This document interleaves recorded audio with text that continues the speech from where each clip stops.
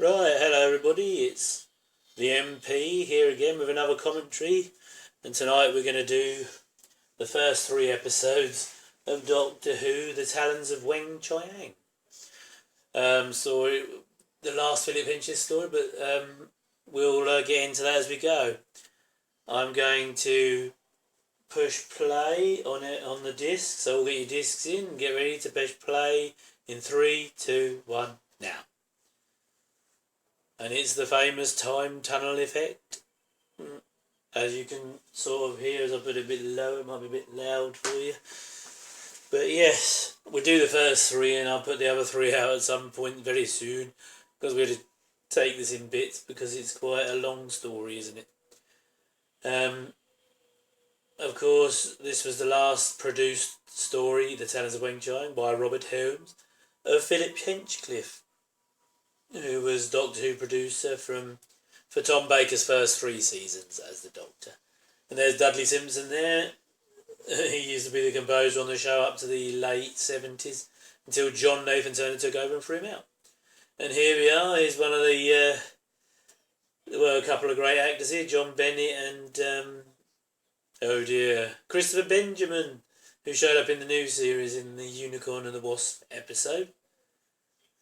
Yeah, and Deep Roy there playing the puppet. Of course, the Peking Mahonkula, whatever it's called.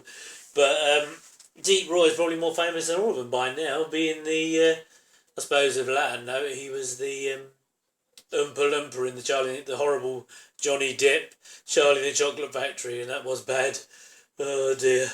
But yes, and he played Deep Roy there, playing the ventriloquist dummy.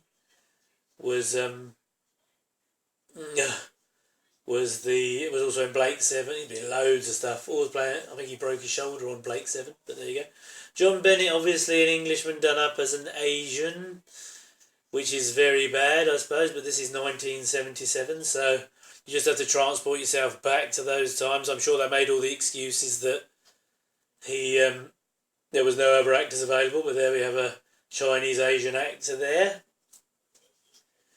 And they're even... Robert Holmes is a fantastic writer. I suppose he's Doctor Who's best writer of the classic series. Got to be, really, hasn't he? Because, he wrote some fantastic stories, this being just one of them. And he was also script editor at this time. And there's a proper Asian actor. I'm not saying... he doesn't speak, so it might just be an extra. But, why not?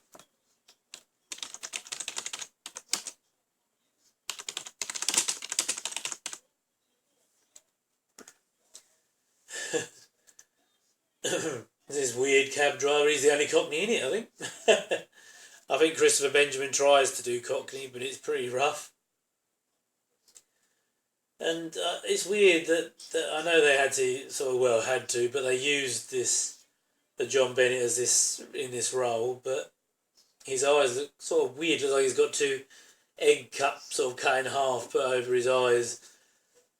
They put the fluence on her, and now she's disappeared because he has horrible thoughts. I think he seems respectful enough of the part that he's playing. This is all quite good. We can't really tell if this is studio or real play, so it looks real because it's on film. You see the grain changes of the film, and it looks like it was filmed outside somewhere.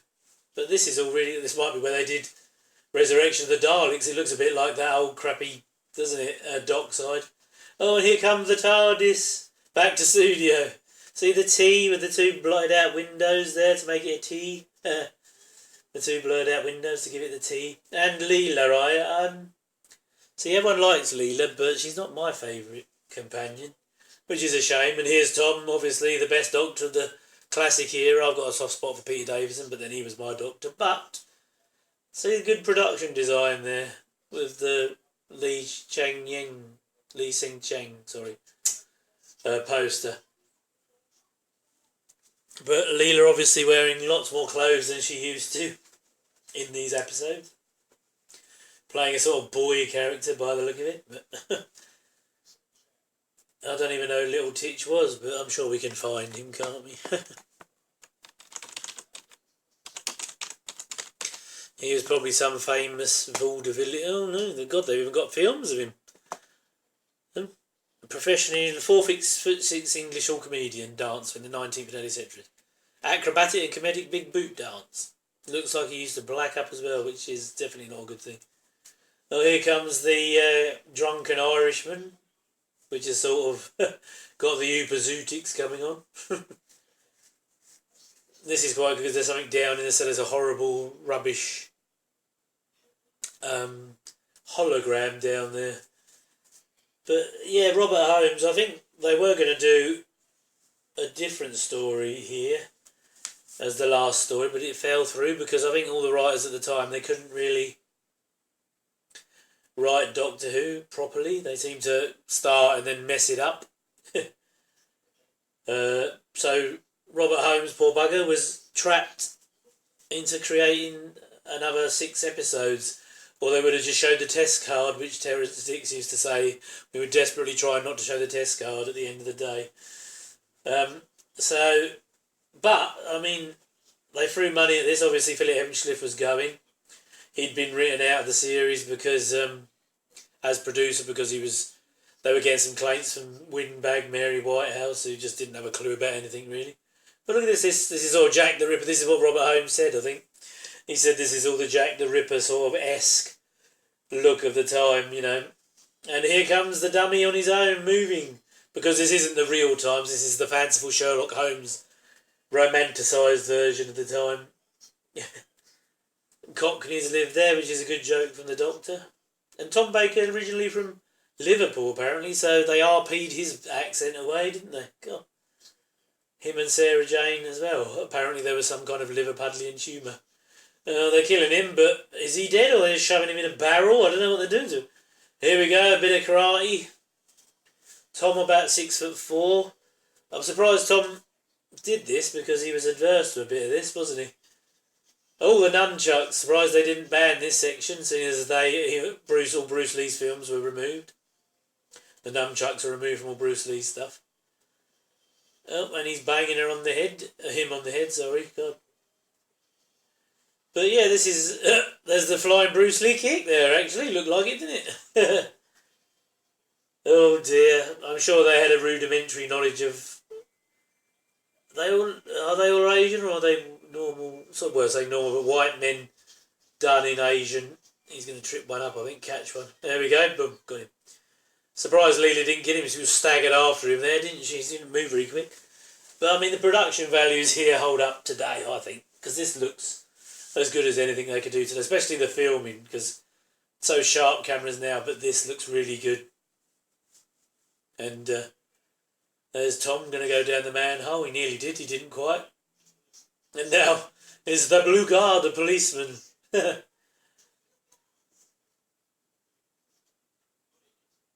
So yeah, Tom's got the full Sherlock Holmes going on here, hasn't he? I think it's the only time, apart from a couple of episodes of Deadly Assassin, when he didn't wear the scarf. Because he doesn't wear the scarf throughout this. I think this is Philip Hemscliffe really pushing the boat out, giving Tom a sort of variation, you could say, on his costume. It's similar, I mean, the shape's the same. He's got the Sherlock Holmes. Apparently there's 2 men wearing black standing behind this woman to levitate her. This is the, I don't want to break the magic for you, but apparently that's why they have black curtains, it's dim. But this is a sort of Penny Dreadful type version of the late 1800s, early 1900s, whenever it is. Sort of same time as Jack the Ripper, 1888-ish. So, the puppet talks by itself, but he still has to pretend to work it, doesn't he? He's got it up there float. So apparently there's 2 men standing wearing black holding this lady up. And that's why she seems to levitate. I think Ali Bongo or someone like that, and I'm not messing around, that was actually the magic advisor on this, because they had to have one to show John Bennett how to... John Bennett had appeared in Doctor Who before, he'd been in that fantastic classic Invasion of the Dinosaurs, which, although the story is good, they need to CGI up them terrifyingly bad effects. Because I like the story of Invasion of the Dinosaurs, but it really looks rough otherwise, doesn't it?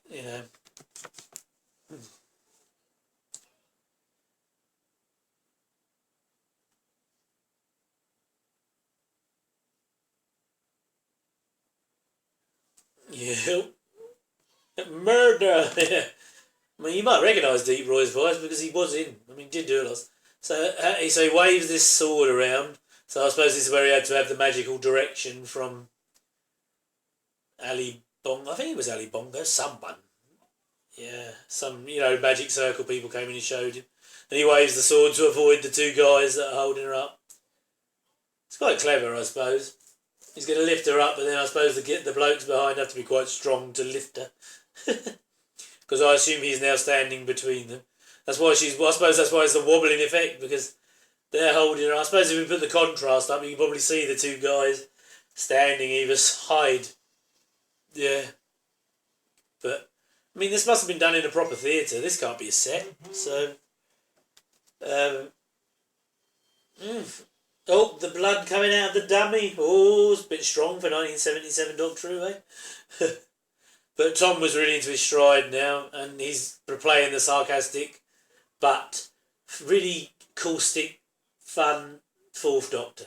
I mean, he's got to be definitive, hasn't he? Everyone's taken something from Tom, except those previous two. But I suppose Tom, you could say, was a combination of John Pertwee and Patrick Troughton, really, because he's got the size of Pertwee and the sort of action man-y type figure, and the Troughton sort of Chaplin-esque quality, hasn't he? And the Harpo marks, obviously, just because of the look, really. But he's very sharp with the sergeant here, who could give him a permanent residence for the evening. It's called the TARDIS and all that lot. See, this all irrelevant. He's talking like a Cyberman, eh? And he's got a cane, and I think later on there's some booze in the cane, so there we go. But see the set here, Matt? Probably this is all BBC Centre. And he's got the Asian actor there sitting there who doesn't say a word, which I suppose is racism, but it's 1977 and that was rife, I'm sure, then. Hopefully we're more enlightened these days, and those days are long gone. You can only hope. This guy, apparently, even though he is sort of being a bit anti-Asian, did have a degree in Chinese culture, I think, this bloke playing the policeman. And he's got those sort of Edwardian, or Victorian, outfit on. And I love the way that the two stories here dovetail, because Talons of Weng Chiang is followed by Horror of Fang Rock. And Horror of Fang Rock is also set in this sort of time period. So you've got 10 episodes of perfect Victoriana, really. I mean, it's really good, Sorry, that's my phone ding-a-linging. Never mind. I'm a popular guy, People want to talk to me. Anyway, yes, this chappie. Oh, there's the dead body. Now it doesn't look like a dummy at all, does it? I think they had to pay this lady extra money to take her teeth out to play this part. I've never seen her in anything. I don't know what she ever did, but always remember her. I mean, this looks a bit like the bit that they have at the beginning of Deep Breath where Capaldi takes over as a doctor, doesn't it? Remember? Where the dinosaur comes in? I mean, all you New Who haters, tough, I'm saying what I want, this is mine. And they're pulling in the float. I wouldn't like that with taters and onions. I mean, you wouldn't want that served with onions, just to keep up, if you like. And she's got Tom's hat on, I think. Make it all sick, that would. And the two policemen there dragging in the body, but of course Chiang here has destroyed that man because his girlfriend had all of her. Well, you don't know what happened to her yet, so we leave that as a mystery. And they've called him in to talk to this witness that might be part of his gang, do you think? What do you reckon, eh, peeps? Do you reckon he's part of the gang?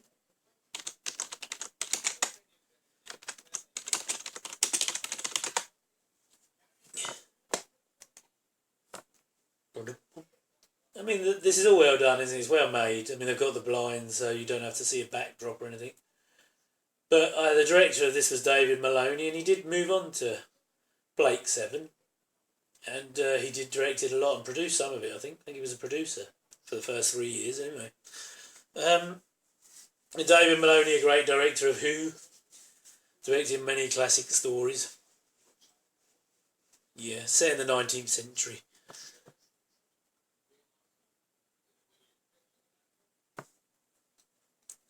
And transmitted between 26th of February and 2nd of April 1977.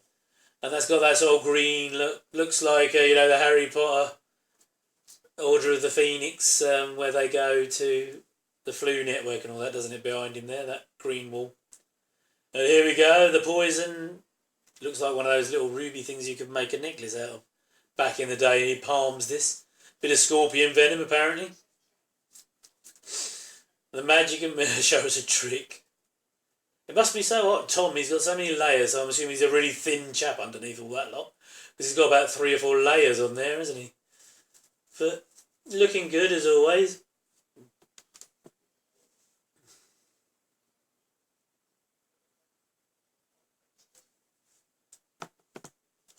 I mean, I don't know how he'd know it was scorpion venom, but I suppose he must have smelt the tablet break up in his hand, doesn't he? Killed him almost instantly. Almost. Not quite.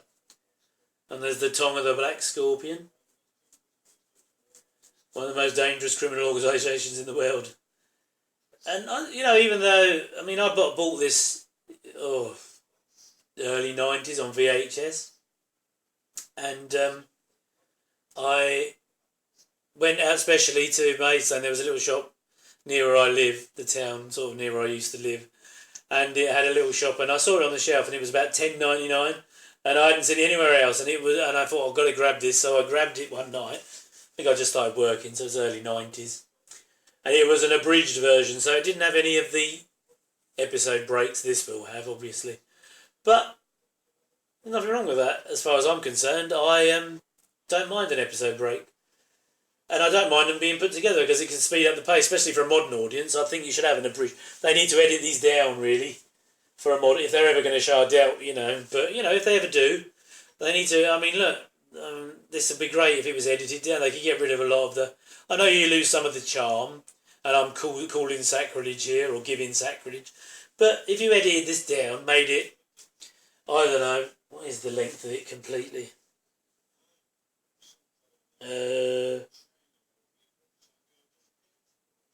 146 minutes. Yeah, so if they brought this down to 2 hours, hour and a half, 2 hours, 2 hours, you could edit this down to 2 hours, get rid of some of this stuff. You don't need this. You cut this scene out, they're just talking about Jolly Jack the Ripper, Mr. Jago. But, and of course, Christopher Benjamin, fantastic. They could cut this down to 2 hours, and we could have a fairly pacey script, take all the dead wood out. But Christopher Benjamin, a great actor, he did Dick Turpin, the Richard O'Sullivan, from 78 to 82, I think that ran. He did The Prisoner. He was known to Patrick McGoohan. I'm not sure Patrick McGoohan had any friends, particularly, but famous for The Prisoner. He was in The Prisoner a few times and in Danger Man. He was also in Inferno, which they say is the top 3rd Doctor story. Probably the classic 3rd. Another one that could do with editing right down. It does work with its length, but you could still bring it in. 7 episodes is far too long. An audience today would be asleep by the time, they'd watch this. Watch that, I should say. And there's a mirror. They needed to shine that up a bit, I think, didn't they? Oh, Mr. Jago in the mirror. K.s.i, don't ever do that to me again. Celestial showing. See, Robert Holmes, he's brilliant with the verbiage. He's great with the script writing. Was he a midget dressed up? He won't go. He don't want to go down the cellar, does he, K.s.i? He's not keen.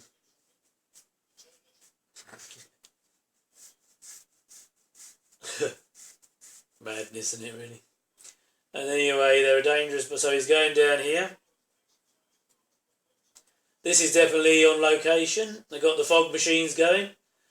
They look a bit chilly. It must have been a night shoot. Doesn't look day for night to me because it hasn't got that weird hue, has it? So, yeah. Anyway, they're wandering around and he's talking about superstitious role because the Doctor is obviously always assigned. And he's into the Limehouse Mortuary and Coroner's Court, which is where they're going to walk into Dr. Lightfoot, yeah, which is another great character. They use the policeman again, so he got his episode, and of course he's going in there to have a look. Don't you worry, Sergeant, don't you worry. And there's Trevor Baxter playing Dr. Lightfoot. Henry Lightfoot, I think it is it? No, you idiot, Michael. It is... the rating for this episode was 11.3 million. So, anyway, he's just called Lightfoot throughout. So, but he does a really charming... He must be playing older. I'm sure they've aged him a bit because I think I remember seeing him in the Michael Caine, not Jack the Ripper, Jekyll and Hyde. You know, that one they did off the back of Jack the Ripper. And he looked the same age in that. So they must have aged because this is a good 20 years before that. 15, 20 years before that. It's alright, just opening my door because I'm a little bit warm. Because it is a June night, so it's very warm at the moment. You never know, it could always turn, couldn't it? Oh. Ba-ba-dum, ba-ba-dum, ba-ba-dum, ba-ba-dum. Yeah, and they're checking out all the rodent hairs, so they're big hairs as well, so apparently this is going to be a rather large rodent, isn't it? We'll soon find out how big this rodent is, eh? Which is one of the, I mean, I know you've all seen it, so I'm not telling you anything new, am I? But the structure of this, I mean, Robert Holmes used to say 4-part, 2-part for a 6-parter, or vice versa, which they did with Seeds of Doom, and really Sontar and Experiment Genesis. Well, no, they're 8 episodes, but with Seeds of Doom, you've got the 2-parter in the Arctic base, followed by When It Comes Back, which splits up the action. This one doesn't. This one goes all the way through with the same narrative, the same setting, but it really does hold up well, you know. And the Doctor's going to be killed by an axe, but the out-of-work actress is going to kill him in a moment, as we know. Oh, there we go. He didn't quite hit, even though why he missed him, I've no idea. He shouldn't have missed him at all, should he? Are you trying to attract my attention? I mean, I've got to do it, Tom, haven't I? Everyone does it, so I might as well have a try. But down he goes. Good forward fall, but this horrified Tom Baker at the time. He really hated all this because he just hates the violence that this character brought. Apparently they didn't get on, Louise Jameson and Tom. But, I mean, they had a friction, but they worked well together. It's just I never really liked the Leela character. I know they have to have a companion. I mean, Jamie I really liked, and he comes from she comes from the pseudo-future, but Jamie came from the past. But he was really good, but there's a sort of jerkiness, falseness about her, and I think Louise Jameson's a great actress, but always going down the sewer. But I just don't like the character that much, and it's not the violence. She just never gelled with me. I don't know what it is. And she's in the last great year of Tom, I suppose you could call this, because even though he had 4 more years after this, they were a bit hit and miss to say the least. But this is the last of his classic first 3 years, and they're down back in the studio, of course. Must be a nightmare edit. See, they're proper little rats. But now, I think the waistcoat's the same as what Tom always wears. I mean, that looks the same. The coat's different. I mean, obviously, Leela's normally in skins, so if you want her in skins, you're going to have to jump to another episode. But this is a set. It's got to be a set because of the video look. And now they've done perspective, put him in a little drain pipe by the look at it. Yeah. They don't look very dangerous. Well, they do quite.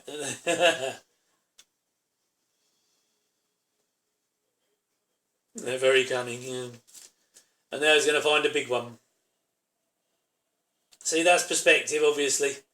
And they say, God, it's massive, but it just doesn't look quite right, does it? It looks like a little painted thing, doesn't it? And then they're going to escape. I don't know about slow moving, because I don't think it's a Tyrannosaurus. Now, there's the blood. At least they kept it dark for the for the cliffhanger there. Oh, dear. But we'll come back to that in a moment. But that's episode 1. As we come to the end of episode 1, we'll go straight into episode 2 in a minute. But these are the credits. PC Quick, Conrad Asquith. Patsy Smart was the ghoul. You know, the old deer with the funny teeth.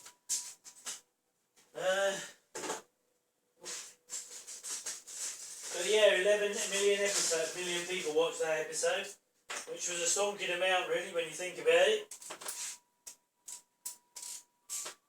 And then we're going to get into episode 2 very soon, as the director credit comes up on the final episode of, well, episode 1.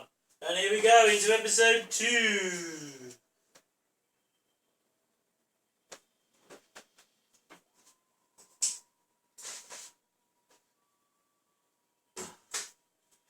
So yeah, I'm just going to play the first 3 episodes straight out. So you just keep up with me. Just play the first 3 episodes, and I'll do the next upload on the last 3 episodes. But here we go. It's out by Robert Holmes. Just get your DVD playthrough out. This is part 2, the echoing roar.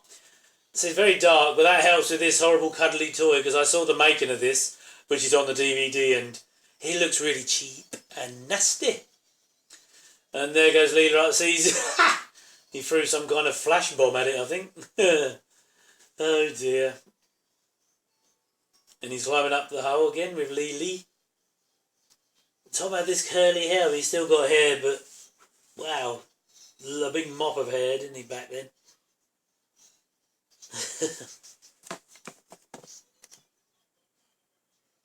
Need a harpoon to stop that brute.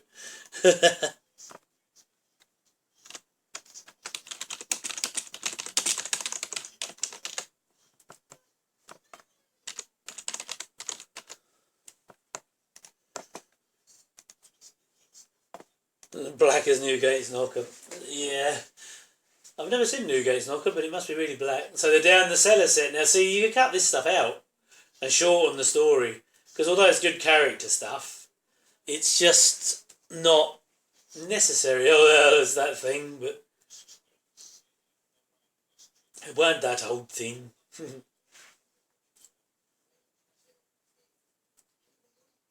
He heard it. He definitely heard it. But the sets are looking good, aren't they? We enjoy the sets. The BBC really were masters of this stuff. In the, I mean, even now they're good. I mean, you remember the '95 version of Pride and Prejudice? That was really good. But the first, yeah, like I said, I bought this from the video shop and it was abridged. So we didn't have, and I quite enjoyed it that way. I preferred it all together. Surprised they didn't bung down, because they're doing that with the DVDs and Blu-rays. They get putting abridged versions on. I think they realise that audiences now haven't really got the patience to watch the whole things through anymore. Which is a shame, because you lose some of the character, but it's not really needed, some of it. A good editor could get this down to 2 hours at least, if not an hour and a half. Even an hour and a half would do, and you can make it into a TV movie, couldn't they? But the length is... The 6 episodes are well. I mean, there's a bit of padding. They're all running backwards and forwards. But it still stands up brilliantly, I think. Because Robert Holmes, again, the classics, seasons... sometimes Robert Holmes could be a miss, because Power of Crow isn't very good, a bit of a crappy one.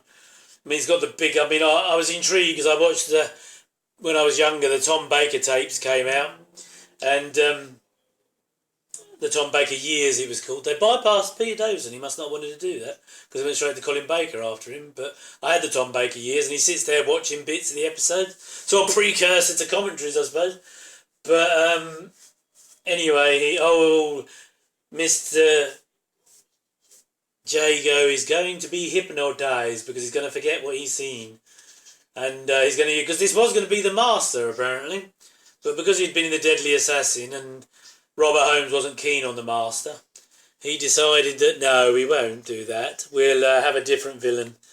Which is good, because the Master was very well served in The Deadly Assassin. That was only one story before this. Again, there was one story behind this called The Face of Evil, which I'm not mad keen about, but that's brought... See, in each of the first 3 Tom Baker Years, I think there's a weaker story. I mean, in the first year, what did we have? We had Robot, Pertwee Throwback, and we had The Ark in Space, all-time classic. We'll do that eventually. I'm sure we'll get round to it. Robert Holmes, who wrote this, died at 60 years old. Relatively young. Shame. Because he wrote a lot of... see, for me, he's hit and miss, because what he did write, he wrote The Crotons, So here goes the. I like the effect here. Everyone moans about it and says it's cheap, but I think it works perfectly. They should have done this with the Master. Gave him the high flashy thing. But he's made up to look like Fu Manchu, isn't he, really? Yeah, he's got that all going on. It does look a bit strange, doesn't it? But he's got it all going on there, hasn't he? Anyway, back to Robert Holmes. He wrote The Crotons, which serviceable 4-part for Troughton, but boring. It's okay. Space Pirates, from what I've heard, it's a lost story. Sounds like a load of crap. Looks like a load of crap, what there is left of it, so best off gone. Probably his worst of all stories, would say. Spirit from Space, our introduction to John Pertwee. It's a good story, yeah, it's okay. Shortest one of the first of Pertwee's years. But John Pertwee's Doctor's not in it very much, so he comes in it more towards the end, but it's a good story. Then we have Terror of the Autons, which is a classic, where Mary Whitehouse started to stick her oar in and told the BBC to tone it down. They had the scary policeman with the big things giving out the daffodils. I like that. That was a good story. Yeah, I'll give that a 7 out of 10. Carnival of Monsters, a bit weird. Not too keen. But, I mean, look at this set. This is really good. I mean, here comes Chiang to see his master, who is Weng Chiang. Now, this guy I'm sure he did the voice for Morbius, in the Brain of Morbius, which is a studio-bound story from earlier in this season, I think. And this is a sort of Phantom of the Opera thing going on, because he's got this outfit on, and I'm sure this outfit turns up in Blake 7. If you watch an episode of Blake 7 called, second season, third season, called Gambit. Yeah, Gambit. There's a guy called Travis, who's one of the baddies, and I think he wears something. He wears that bloody cloak and hat. I'm sure he does. So if you watch Blake 7, watch Gambit and see if it's the same. And now you're finding out what the actual Magnus Grill, Weng Chiang here, is all about. I think this guy's called Michael Spice, and he did the voice of Morbius. So if you go back and watch Brain and I think we got the Brain and Morbius behind him. See that green bubbling liquid there in the background? I think he's got it there. But anyway, he's doing the Phantom of the Opera here because he's horribly... And this is another Robert Holmes thing. He likes the disfigured baddie because he does this again in Caves of Androzani, probably Peter Davison's best story of his time, with close runners-up being Earthshock and a couple of the others. I mean, I'll get to them, I suppose, if there's a hunger for my commentaries on Doctor Who, my vague ramblings over Doctor Who. If you like and subscribe and give me the big love, we could get through the classic era, couldn't we? Anyway, Lightfoot's done his autopsy, but we know how this guy died, so we can cut this down, I think. And Leela's going to do a sort of Pygmalion, what's he called, Doctor... Oh, God, what was it, Doctor... Oh, the thing with Audrey Hepburn in it. My Fair Lady. Yeah, they're going to have that kind of Professor Higgins thing going on. I nearly said Dr. Dolittle, that would have been clever, wouldn't it? But Trevor Baxter is going to be Professor Higgins to Leela's Eliza. He's going to try and cultivate her a touch. Stabbed by a midget. See, there's a brilliant... The dialogue in Robert Holmes and stuff is fantastic. And he's famous for his double acts. He's got the... all the double act of Jago and Lightfoot here. In Carnival of Monsters, they had the partnership of the two carnies and the partnership of the two aliens. And in Trial of a Time Lord, they've got Glitz and Dibber. In Caves of Androzani, they've got the two baddies who bounce off each other. And yeah, I mean, Robert Holmes was really good at that. So what else did he do? Oh, he rewrote... Oh, he did Carnival of Monsters, which is all right, but I've never been mad keen. It's a bit out there for my taste. I like the bit set in the past on the boat, the old tug up the Medway, which John Pertwee apparently nicked, but there's a story for another time. I don't know. Mrs. Gusset. So no Mrs. Hudson, it's Mrs. I wonder if Tom ad-libbed that, because he's laughing. So I reckon that Mrs. Gusset was her name, because Tom could be a very sort of combative actor, and apparently he was in the pub, so I suppose the afternoon recording session could be a bit fraught, because apparently he told Adric to piss off, which is probably the best thing Adric could have done anyway, because no one liked Adric anyway, because he was an obnoxious little shit.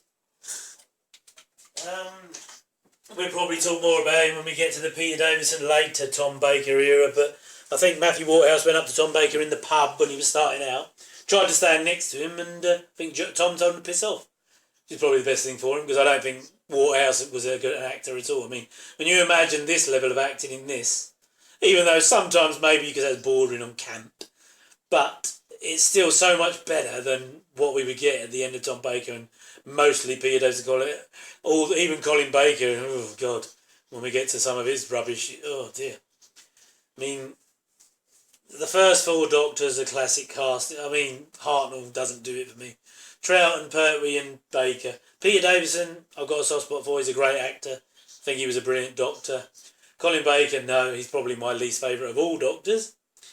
And then McCoy's probably my second least favourite of all Doctors. And we'll go into that when we get to him. But Tom Baker, I mean, he obviously, I don't think he ever knew what he was doing, really. He just played it like him. Just read the lines and changed them to his benefit. But but the character was basically Tom Baker, who was crazy anyway, and eccentric. So, But anyway, Robert Holmes, he also wrote The Ark in Space, which was an idea from another screenwriter, but basically a top to bottom rewrite, and that made that classic. I mean, The Ark in Space is a 10 out of 10. I think he did a lot of dialogue in Genesis of the Daleks, which people might complain about, but it's a Terry Nation script, obviously. You can see that, but the dialogue is definitely Robert Holmes, a lot of it. The interaction between Davros and the Doctor and that's definitely Robert Holmes. That's not Terry Nation. And I'll bet a couple of quid on that. Anyway, while you're making fire in your mouth and all that, see, there's charming stuff. And now, Christopher Benjamin, who appeared in Doctor Who, I think it was only twice. He did Inferno and this. And then he came back into the new series in The Unicorn and the Wasp, which is a classic story. No, it's not a classic story, wasn't it? Middling.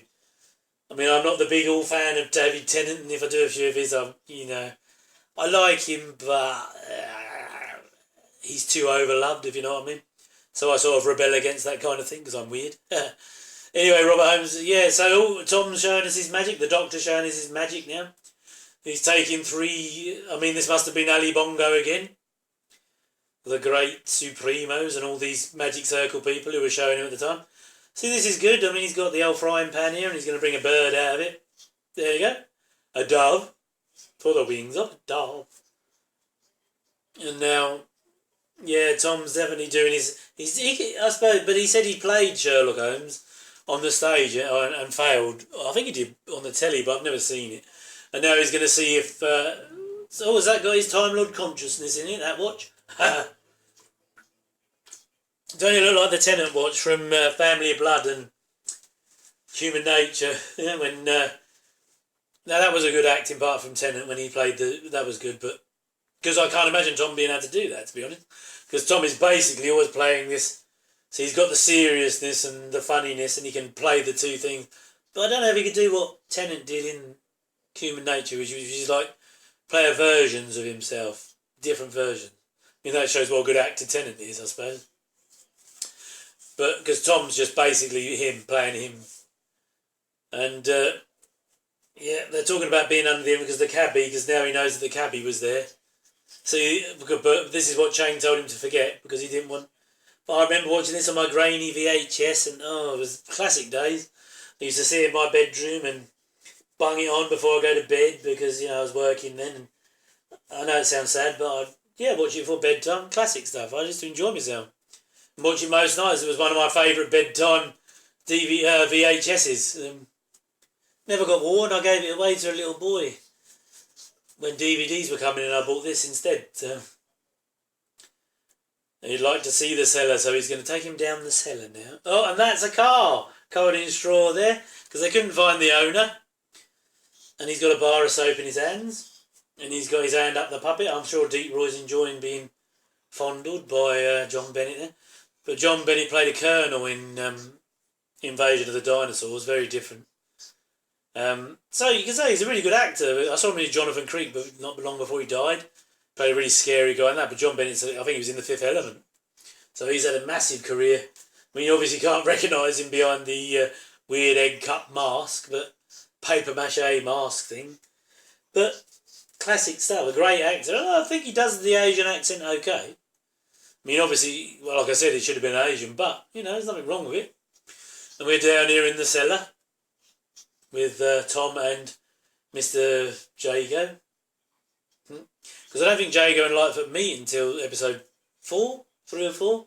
And then they bounce off each other brilliant because they've done all these Big Finish. I don't really listen to Big Finish because everyone sounds different. I don't care what they say. It's not encapsulating an era because Peter Davison sounds older, Tom sounds different. They all sound different. Colin Baker's supposed to be one of the better, but because of what he did to Doctor Who and his way of playing it, I can't bloody stand it. Anyway, so, yeah, Tom here investigating, looking for the ladies, the disappearing ladies who are having their life force sucked out of them. I suppose it's like Jack the Ripper, really, isn't it? Instead of him killing them, they're sucking the life force out of them. And here's the cold collation of meat, and I wouldn't have eaten that. As Peter Davison said later, I mean, you eat anything that's been, she's going to eat it, but it's under the studio lights. It's meat, it's getting sweaty, he's probably been there for freaking hours, and it's probably disgusting. So I'm sure she just spat it out, although she looks like she's eating it. And she's eating it quite fast, but look at it. Probably like, I don't know how much they got paid per episode, but I've seen how much Hartnell got paid because his stuff was written down. I think he got about £2,000 an episode, and I think Peter Davison only got £900 an episode in the 80s. So I know money fluctuates and the value and all that, but I wonder what Tom got paid. Probably got like 900 grand an episode, maybe, which is not bad for 70s, but still not great for a great show. Yeah, because Robert Holmes wrote this dialogue. See, and they said the Victorian would fall in line with, and there's the glowing soap. I wonder if he's got a wire up his arm like Turlo did when Turlo had the Black Guardian crystal in his hand in the Guardian trilogy, which I may get around to. I don't know if I can do all 3 because Terminus is terminally crap and boring. I don't think I can sit through it. And he's flashing in his hand. I mean, this is better than the crappy tap top that Turlo had. I mean, it looks like it's actually working properly. If someone's carrying a massive battery behind him, you can't see it, can you? And you can actually see it flashing. And see, this is brilliant stuff. I'm loving it. He's still, this must just be a puppet of this, but why he's carrying it about with him, I have no idea. Well, maybe he wants to use him to murder someone, but just staggering around with it. And of course, Magnus Greel there in the Phantom of the Opera, he hasn't got any of the gear. But see, he's staggering about, and he's going to get very energetic soon. What the hell is all this rubbish? Looks like a kazoo. And it's a Mad Hatter's hat there, I think. He looks like he's going to screw him with water with that fake flower in his lapel there. Oh, there's the hologram. And the Rock of Gibraltar is going to pass out. But, it wouldn't scare me. I mean, maybe, yeah, we're talking Victorian people, so yeah, perhaps it would have scared him, but passed him out. And this is dragging him off like a Marx Brothers type affair, isn't it? Come on, Rock of Gibraltar. They're going to pull him out. Yeah, see? So there they are, sitting there, and I don't know what the... blancmange, by the look of it. She's not drinking wine, which I suppose a savage wouldn't, because basically Leela was a savage, because they... napkin, use a napkin. She was bought... They had the... what was it? Face of Evil, which... I like Boucher, but I didn't like the Face of Evil. I thought it was a bit crap. Yeah, the Face of Evil was a bit dull, but well made and everything. But that's where... But Leela was the savage from a tribe in the future, if we ever get to it, which I doubt, because Tom had some clunkers as well, like I say, in his first season. They say Revenge of the Cybermen is bad, but I really like Revenge of the Cybermen, so I'm not going to say that. So his first season was alright. Second season, didn't like the one where they're in Scotland, didn't think that was that great. Zygons, they look good, but the story was a bit... It just never gripped me. Android Invasion, I think, was better than that, and people moan about that, so... But anyway, so he is giving him a drink. Here's the 4th Doctor being Tom, because he's got drink in his cane. So, yep, he's got all that going on. And I think this is where Magnus Greel, who you just saw hobbling about, crawling about, staggering about, will now become a super athlete.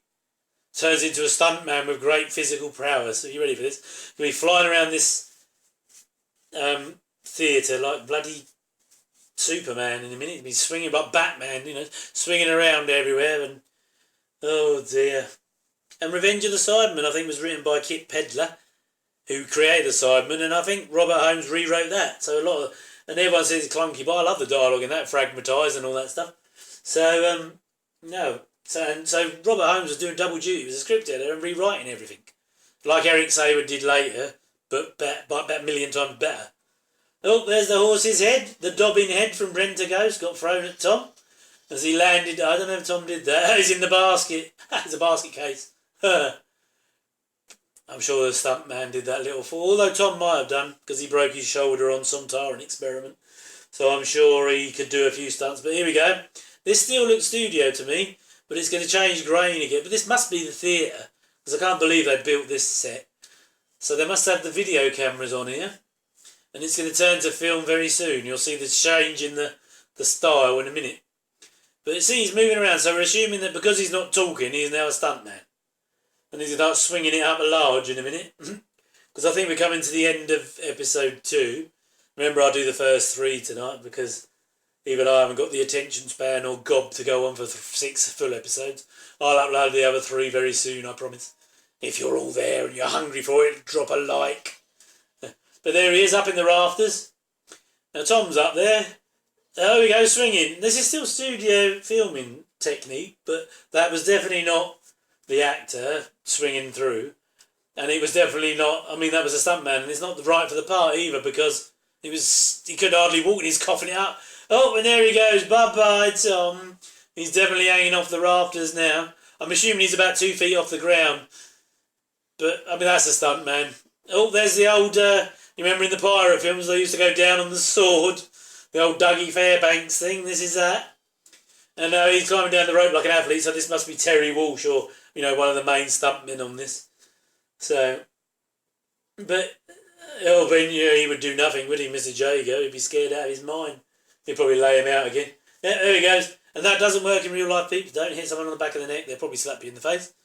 So, don't forget that that's what they do. It's just very daft, isn't it? He's telling him to cheer up. Yes, so you can see I'm running out of steam already, but this was... There is a making of on the DVD, and they go into this quite a lot. So it's a good story it's a good DVD to own, if you even buy it, because I've got they did a special edition of this. The edition that stays on its own is alright, but the special edition is where it's all at. Sorry, because I think we got 3 discs in this. Yeah, 3 discs. And it talks about the whole Hinchliffe era, so if you can get your hands on it, I would, because it's definitely worth a buy. It's a definite classic, so...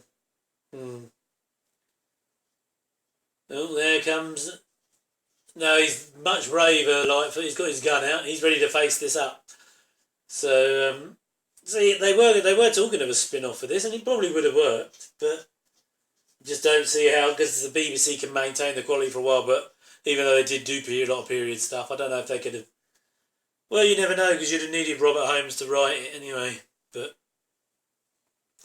Anyway, Robert, yeah, so I think there's a stunt here where Leela goes out the window, and I don't think she does this, obviously.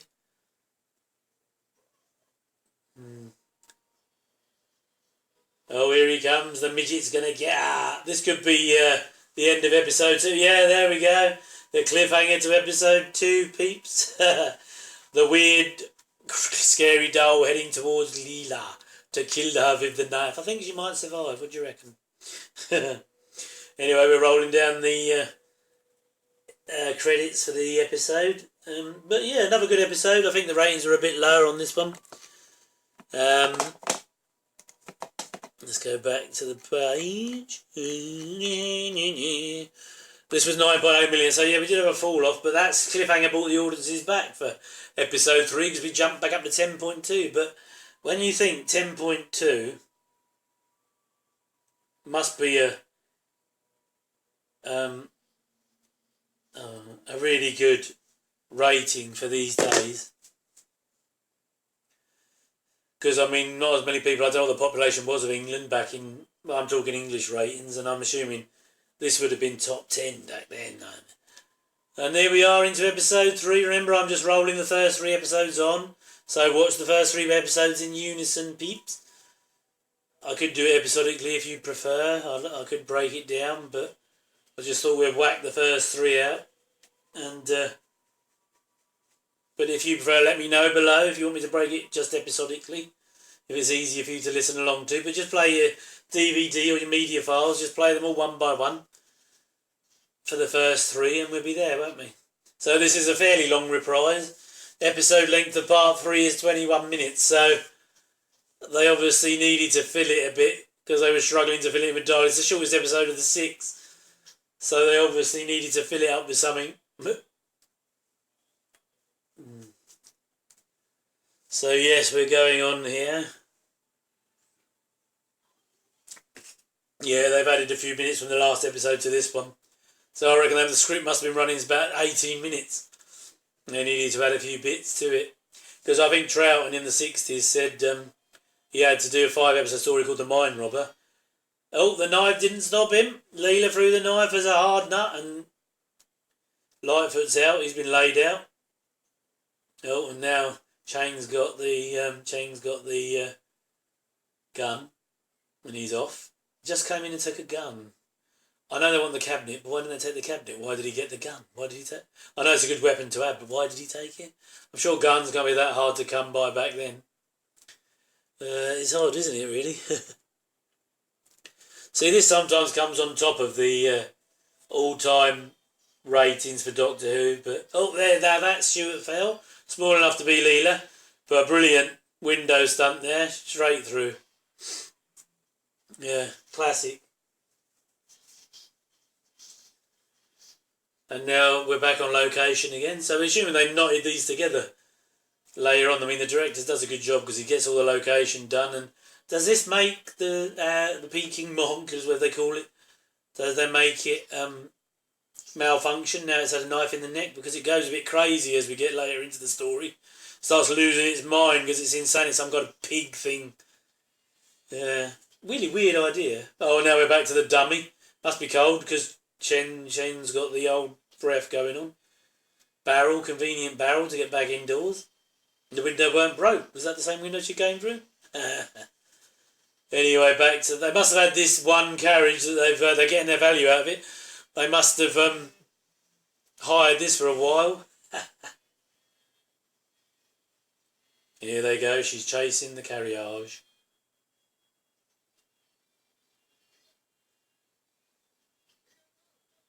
No. He's not wanting her to go, is he, Sam? The sheer criminal effrontery. Where did they have ice then? No fridges. Where do you get the ice from? Where did they keep ice in the Victorian times? Huh? Could they have done that? And I think in some of these you can see some of the electric sockets taped up because they had to cover them up with something. But that's just what I've been told. It looks all good period to me. I mean, when you compare this to, like, this is 77. And you have there's the time cabinet that Grill wants to steal. There's a middle bar of soap fits there in the middle. I mean, this is a brilliant design. It looks really good. But look at him with a stupid thing on his head. It's from Earth, but the future, Doctor. You know that. You know, when but what's he called? The Butcher of Brisbane. Yeah, from the future, escapes through time, but messes up his metallic rate or something. Not his metabolic rate. Sorry, I'm a bit hay fevery, so I'm ranting and losing my mind. But yeah, so here's Leela searching for. I think she gets caught by him at some point. I think during this story. And there's the "Have you got a life, boy?" And Chen's going down through the floor. Oh, it's a magic opening floor. So there's a lot of magic in this. The Penny Dreadful sort of. See, Robert Holmes is giving us this sort of Sherlocky Basil Rathbone type. Yeah, the Sherlock Holmesy sort of Victorian England. You know, with the fun and the smells and you can sort of smell it, can't you? You know, I know it sounds weird, but that looked like a polystyrene block on the floor there. So Leela's actually, I don't know if she finds the trapdoor. See, it's been a while since I watched this myself. Oh, she can hear him talking. We'll not tolerate failure. Why he's got a lump of meat? Does he eat raw meat, or is that it's there for effect? They do. They did that in the movie in the 90 McCann, the 96 movie. He sticks his machete for a fish at the start. Oh no, it's to feed the rats. There is a reason for it. Oh right. But why can't he drain the energy out of? I know it's good. It's trained that it comes to a gong. This thing.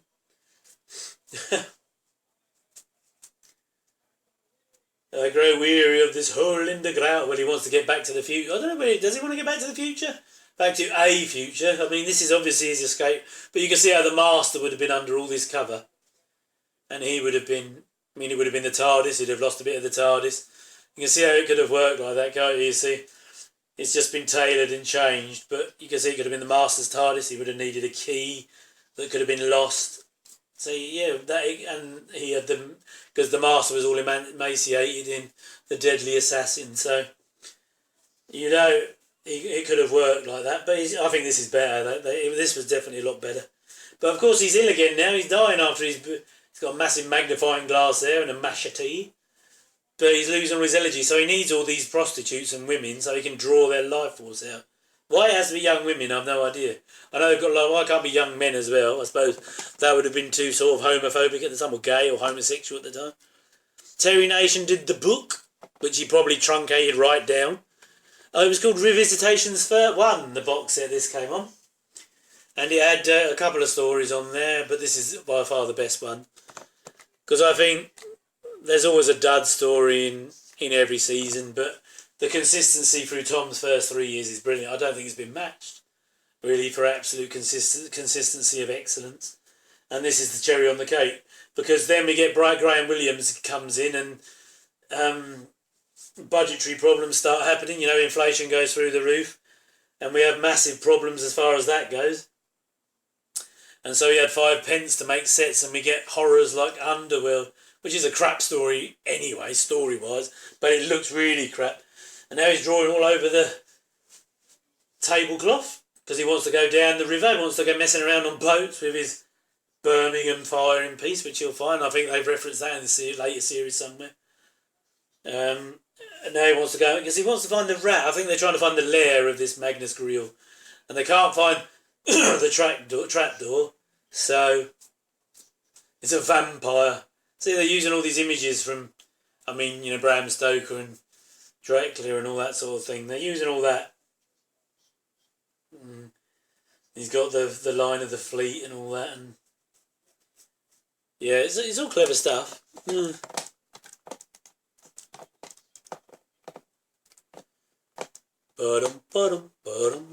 now he wants to get a boat, and I think that Professor Lightfoot can get all this stuff.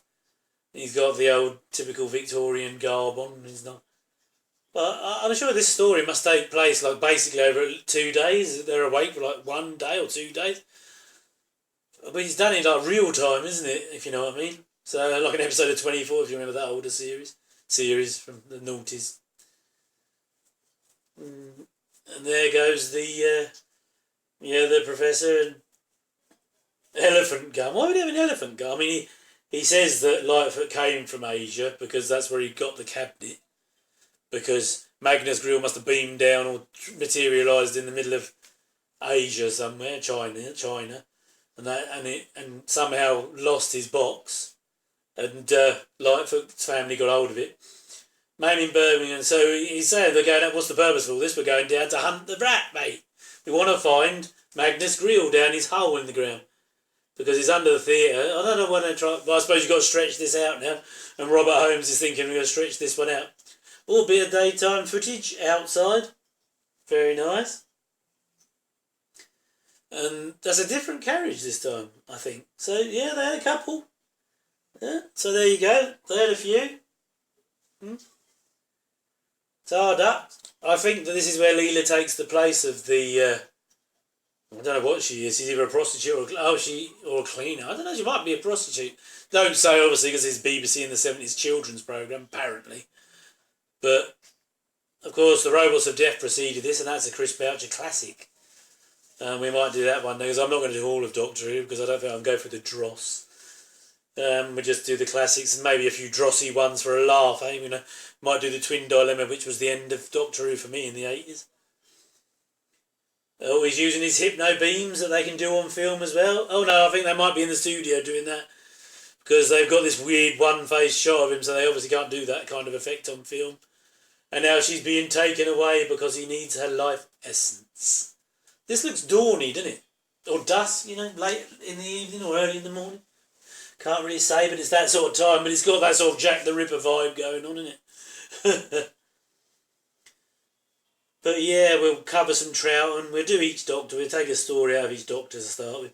As long as I get popular likes for my great commentary skills of waffling on through these things and hopefully taking the mick a bit about it, because he's obviously got naughty ideas for this young lady. He's got his cape on. We've got a lot of capes going on there, and it's a very elegant time, the Victorian era, isn't it? Is that a PowerPoint? Did they have PowerPoints like that in the late 1800s? It looked like a PowerPoint, didn't it? I mean, I'm sure there are electric lights and stuff, but... And there's the Doctor's wardrobe from the TARDIS. I mean, look at this. What is this? Is that the theatre? Yeah. It's brilliant. I mean, this has got to be a theatre. This has got to be a theatre. And it looks fantastic, doesn't it? Anyway, so feel free to like and subscribe to my channel because you love my Doctor Who commentaries. I'm being a bit reverent. I'm liking it too much, and I've got to take the mick out of it a bit more for us all to have a laugh. But I mean, Leela looks like a little page boy in this outfit, doesn't she? And she's gone, this blonde here. She's out of it. The spell of a shaman. And she's got like a school tie on for some reason. I don't know what she Oxford, do you think, or Cambridge? A massive Blackadder type. If you ever watched Blackadder in the Tudor times. Oh, he's doing the maid as well. He wants a gangbang, this guy. He's getting stuck in. She looks a bit plain. That's not my cup of tea. She's got the Tom Baker perm going on under her strawberry shortcake hat. Look up strawberry shortcake if you don't get the reference. Said come. Oh yeah, now she's swatched. I think she's put her in the cupboard as a Barbara Windsor in Carry On Abroad moment. Anyway, he's got the two harridans. I think he says she's got the muscles of an ox when he gets her downstairs for the double orgy. And now look at this. Doesn't this look good? This is BBC in the 70s. And they've got two old-looking ships, and a little boat. I mean, this looks really good. They must be going past a museum or something. But look, there's no mistakes. You can't see any modern crap. Yeah, this is all the time, isn't it? This is the period, brilliant period. I mean, it looks really good. He's got the gun, the shooter. A lantern and a pair of waders. He needs more than fucking waders, mate. You need a frog suit if you're going down in there. And this is sort of basically the Watson to the Holmes. And they both do this. They do Holmes to Watson. Because Lightfoot does this and Jago. I mean, he's more Watson, this Lightfoot. He's much more intelligent. And he's a doctor, of course. And they've got this weird old boy here rowing the boat who looks like Captain Birdseye with his beard half shaved off. But you never know. We're loosening up on... Oh, and he's got her stripped down. Here we go. She looks nice in her long johns. I think we see Louise Jameson in her long johns in this, or even later on, I think in Fang Rock, she looks pretty good in her. But she only did a year and a half, Louise Jameson. She wanted to move on to Tenko, and she's had another stuff. She's had a good career. She's a great actress. She got Leslie Grantham into acting when he left jail. Played Dirty Den in EastEnders. She's responsible for getting him involved. Muscles like an ox in Amateur Dramatics. And this is back in the set because of the video feed. He's got those ratty, fluffy hands. He's been masturbating with a tea bag by the look of it. Anyway, she's wearing the gear. And this orgy's just about to get ready. Big energy blow. But I think he's elongated his life as well because he said he was working in paddy fields. I mean, I'm sure they did at this time, but I think it was earlier in the... I mean, he's been around for like 100 years, I think, Creel, in the past. So pushing this on, I think. So he made this peasant into this magician. And, yeah, it's well lit down there, but I suppose it's got to be for BBC Radio Studio. Oh, here we go. We're down the... we jump from the boat to this, so we don't have to see the awkward moment he put his waders on and wandered. He might have his waders on, we're not sure. But Lightfoot will come... Oh, he has got his waders on. But Lightfoot will come down here because he's braver than Jago. And I think this is definitely a set. So this is good because they had water on the set. All the electric cameras, so everyone could have got fried. I feel like chicken tonight. Like chicken. Oh, here she goes. She's going to try and take him out because I think he's supposed to, even though he did that athletic little swing swong, I think she could take him, Leela, though she best be careful. And there's this sort of time machine, the movie, the 1960 movie sort of technology here, and there's Victoriana cabinets, and I think they used that in Robots of Death, didn't they, for the dead robots? Have a look back. Here we go. She's gonna strangle the bugger. I don't think she's enough to. I mean, now she took him down because he's a bit weak, but I think she's too late. Does she save the bird? I can't remember. Yeah, she looks. Oh, she's a bit haggard. She's got a bit of a shitty tan going on. She might be dead. She's dead. Tanning booth with hideous consequences. Anyway, she's going to get a ladder in her tights if she's not careful. Oh, laser gun. Oh, miss. See, she's athletic. Not until Ace, who I really hate in the McCoy era, did we get this guy. At least Leela was a bit more well acted. Oh no, she's going down to get raped by a rat as well. This orgy's going wrong. Leave your keys. And if he's got a laser gun like that, why don't he just shoot everyone? Yeah, why don't he shoot the doctor? He's got this bloody laser. Very conveniently puts it down as last we see of it, I think. Oh, bong bong, eating time. See, he's gone all mad. Weng Chiang now. He's pulling his chain. The toilet shutting down. Yep. So here comes the rat. Here comes the rat. And she's running away. She's getting a bit of a drain going on. And Tom's coming along. They're going to meet each other in the middle and have a little kiss. No, the doctor didn't do that in these days. Oh, here comes the Chinese laundry. So they've got a Chinese laundry. I think that's all they did. They didn't have. I mean, they had the food, but I don't know if they had Chinese restaurants then. I don't know. I don't know if they did. Did they seek from Chinese laundries into restaurants, do you reckon? Do you reckon that's why suddenly that we don't get Chinese laundries anymore, but we have restaurants? Because they realised that we enjoyed the cuisine, so we suddenly went into that instead. Could be it, couldn't it? You never know. I could be right. I could be a genius with all these thoughts. That one doesn't look very Asian. He looks made up again, which of course is a sign of the times. 1977 peeps, don't forget. But you see, I suppose you could have cut this. You might want it, but don't need all this. You cut all this stuff. I know he's out there waiting, but how did the doctor get into wherever he is there? I mean, I don't get that either. How did he get in there? Oh, she's still alive, but she's wandering about madly. I think Jago's going to... Oh, no, it's the Irishman first. But we've got to be nice to the Irishman because he meets a sad end, doesn't he, very soon, in the later episodes. I'm a lady. Oh, she's got to get Leela over her top, which was sweet, I suppose. Keeping her safe. Get your hands off me, I'm a lady. Which is Little Britain later on. If you ever watch Little Britain, watch that because he does that a lot and he probably wears the same bloody clothes. I'm a lady. And here's Henry Gordon Jago, who's very... he played a really good bad guy in Dick Turpin. He's brilliant in that. And here he plays the sort of, the Penny Dreadful, the good old days sort of compare. So, Upazootics. Well, I mean, Robert Holmes, brilliant dialogue in it. I mean, no one had dialogue skills like Holmes, I don't care. He could have been major. It's a shame he never did more work on a grander scale, because he really was wasted. I mean, we get the benefit of him, but he was wasted in Doctor Who. He could have had a fantastic career. Apparently one of the youngest pilots in World War II, apparently. And now he's saying he's the doctor's assistant, which I think he isn't. But there we go. They're everywhere. And there's Chiang, he knows. And Chen or Cheng, whether he's Chen. Oh, here's the fluffy rat. She's going to win him from the pickup machine. He's going to get molested by the cuddly rat. Oh, it looks bad. It's Basil the rat, 10 times bigger. Watch that episode of 40 Towers, Basil the rat. It's about 4 times bigger than Basil. I think, look at the state. I mean, they've kept it in the dark, but they said they need to muddy it up a bit. I think Hinchcliffe, the producer, said they needed to muddy him up. Oh, dear. She substituted. Oh, they're very clever. The rats will dispose of it. And he's got all this sort of... I think they use that in Pyramids of Mars, that. They look like the Marconi scopy type thing that Mr. Bronson from Grange Hill was using. And he's got... Yeah. Tom was good in Pyramids of Mars. Pyramids of Mars, of course, written by Robert Holmes. Another classic that we might do if we ever get around to it. Because I'm trying to do a load of programmes. I'm trying to upload more. Because I know how much my fans love me and want me to do this. But... as you know, I don't get much time, busy man. I would lay down my life in your service. Oh, he's getting rid of Lee Sen, whatever his name, Lee Sen. I've called him Chen all throughout, but never mind. He's going to find he's got the master look about him, hasn't he? Orientalified. But he looks like the master, but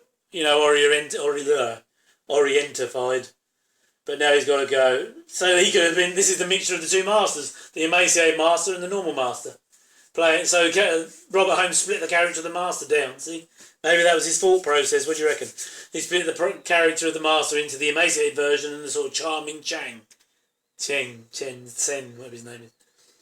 Now he's re-energising. He's beaming out.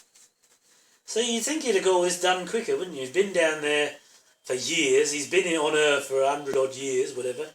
Taking the energy, and there you go. Oh, that looks like a toy rat at that point. Remember those little things with the wheels on them, but you pull them back and they shoot forward? Looks like one of them. Oh dear. Yes, very bad, very bad. And now, yeah, it looks, I mean, it's alright, it's the 70s, but they needn't have bothered, need they?